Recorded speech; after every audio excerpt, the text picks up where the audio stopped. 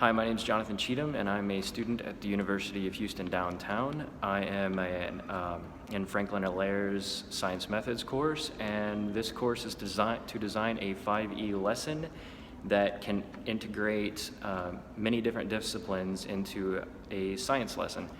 I chose my particular lesson because it just kind of came to me, just brainstorming, and also because it reflects one of the TEKs required for high school biology, and that TEK is to analyze and evaluate how evidence of common ancestors among groups is provided by the fossil record. And this is something we made. It's just a little cube that shows how all of the different parts of the science lesson integrate into each other, and so I'll be referring to this cube as I'm recording this lesson. First off, recording this video. First off, I want to engage my students by asking them, how do we know where humans originated from? I think that makes it personal to the students, and they're gonna be interested because it's something they can identify with. To explore this in the lesson, I want to show how fossil records of Homo sapien ancestors from Africa have been discovered, and analyze the differences between the different fossils and the similarities and differences between the human skull, basically, mostly, and just fossils in general. To explain this, I'm going to I have a portion of my lesson which describes how genetic variation happens at a constant rate, and show how that genetic variation has been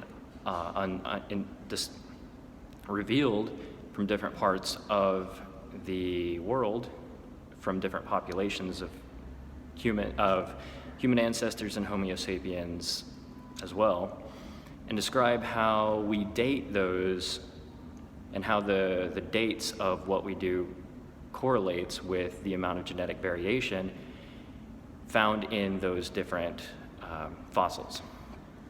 To elaborate on this, the Houston Museum of Natural Science has a great exhibit, not only on evolution as a whole, but on the evolution of the human common ancestors.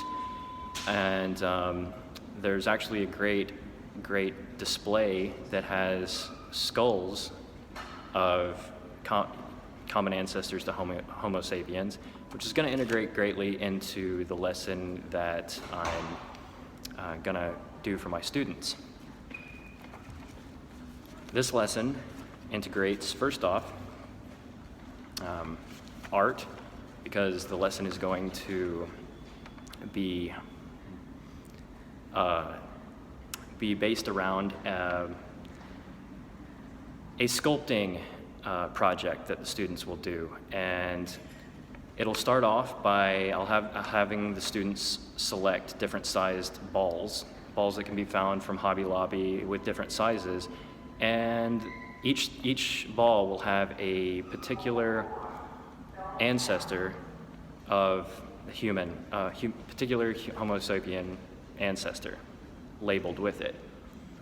The student will also be assigned a certain amount of clay, from which they will build the skull of that specific human ancestor.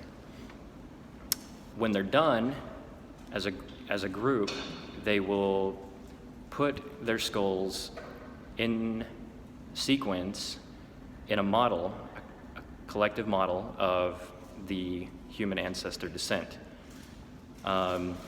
Mathematics ties into this lesson because those different size balls are actually going to represent the cranial capacity of the different skulls. And when they calculate the volume of the sphere that they've used to build their skull around, they will have calculated the size of the ancestor's brain. And when they put these models in sequence, they will see the evolution of the size of the cranial capacity of ancestors to Homo sapiens. And one thing that'll make this interesting is they'll find out that Neanderthals actually had larger brains than humans. And I think that putting that segment in there is important because it challenges what most people would have thought, especially high school students thought originally. And then it'll make them wonder, well, you know, what more can I know about Neanderthals and the differences between the two? As my English and language arts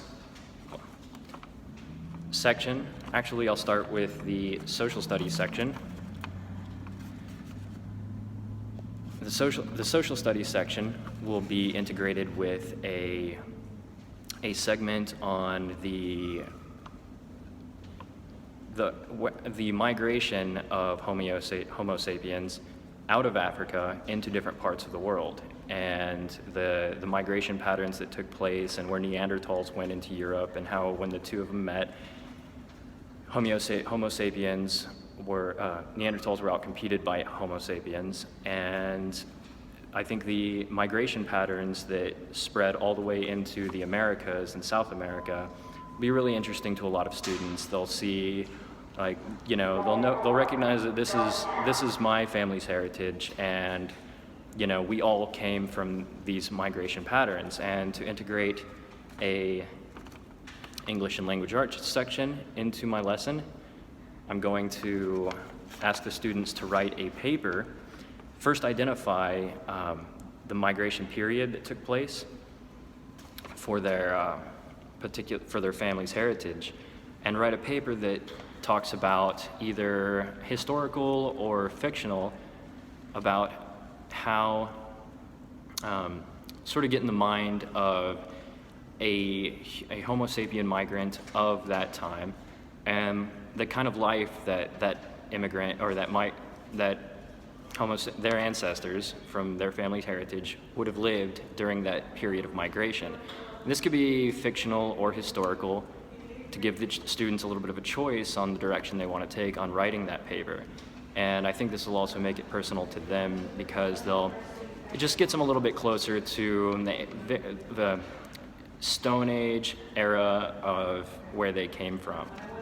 And to finish this off, recap, the name of this lesson is Analyzing the Fossil Record of Common Ancestors to Homo sapiens, and this video will be uploaded to YouTube and a link put on it to access it quickly with your smartphone. Once again, this is Jonathan Cheatham at UHD in Franklin O'Leary's Scientific Methods course, and have a great day.